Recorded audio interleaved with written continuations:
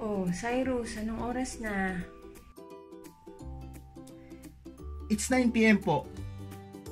Oh, anong gagawin natin pag ganitong oras na? Alam ko po na matutulog na, pero kinakailangan ko pong tapusin ang level na to. If not, pagtatawanan po ako ng mga tropa pips ko. Anong usapan natin sa paglalaro mo ng video games, lalo na may pasok ka? Okay po, matutulog na po.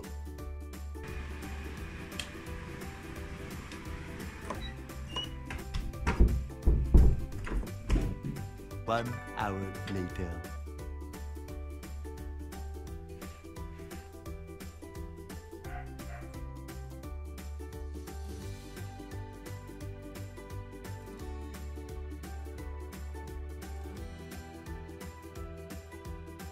Oh, Pia, wake up na.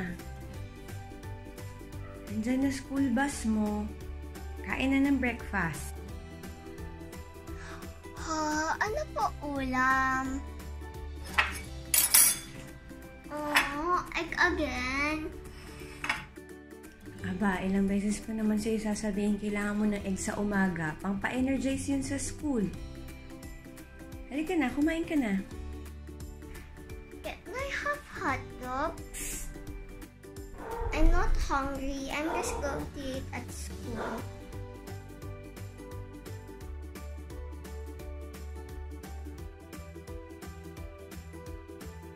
Ang passage natin today is galing sa Ephesians 6:1-3.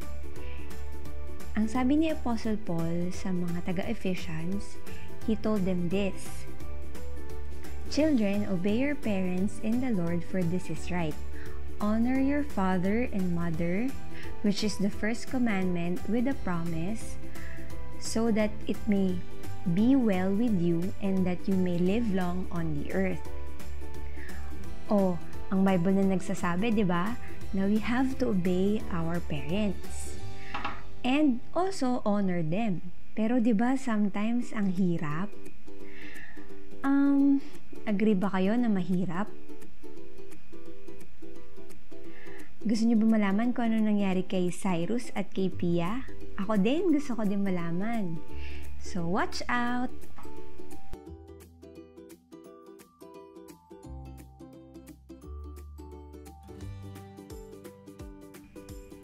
Ang lesson natin today ay pag-uusapan natin on how can we honor God by obeying our parents. Inuutos sa atin yan sa Bible na lahat tayo ay dapat mag-obey sa ating mga magulang. At kapag ginawa natin to, hindi lang natin ino-honor ang ating mga magulang, kundi pati rin ang Diyos. Can you remember a time when you disobeyed your parents?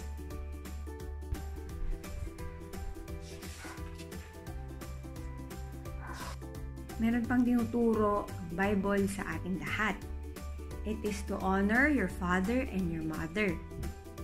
So, sino sa inyo nakakaalam ng salitang honor? Yes? Oo, yes. What does it mean to honor someone? Ma'am, it means high respect. Tama.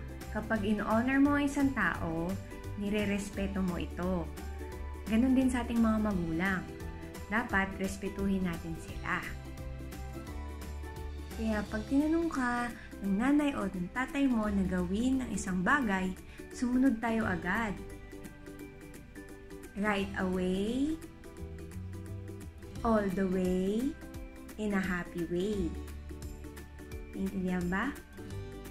Thank you, teacher. I know what I will do next time. Thank you, teacher. Alam ko na po na susundin ko pa aking mga magulang.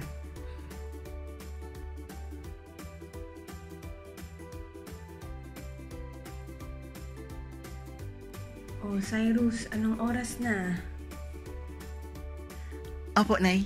Matutulog na po ako para pagising ko po bukas, hindi po masakit ang ulo ko. I love you, Nay. Good night po. Mama.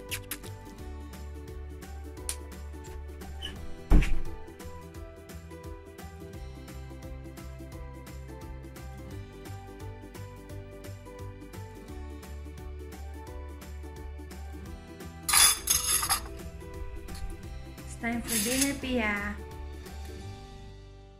Ano po ulam, Nay? Kumain ka na. Broccoli ang ulam. Gulay. Kakain ka, ha? Oh, broccoli. Ayoko yun. I will eat it because it's good for me. I'll obey you. Thank you, Nay.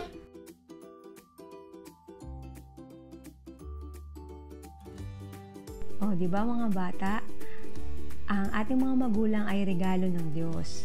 We should honor them and obey them and make them happy. Di ba parang ang hirap nilang i-obey minsan?